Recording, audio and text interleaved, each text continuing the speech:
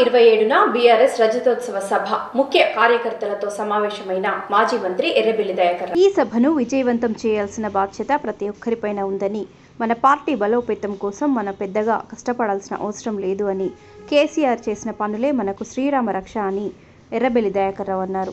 ఈ మోసపూరిత హామీలతో అధికారంలోకి వచ్చిన కాంగ్రెస్ ప్రభుత్వం అమలు కాని హామీలను ప్రజల్లోకి తీసుకువెళ్లాల్సిన బాధ్యత ప్రతి ఒక్కరిపైన ఉందని అన్నారు. కార్యకర్తలు ధైర్యంగా ఉండాలని, వారందరికీ అండగా నేనున్నాను, పార్టీ ఉందని అన్నారు.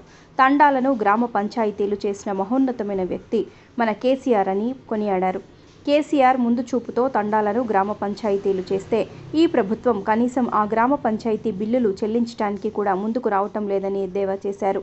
రానున్న స్థానిక ఎలక్షన్లో మన సత్తా చాటాల్సిన బాధ్యత ఉందన్నారు. రానున్నది మన ప్రభుత్వమే.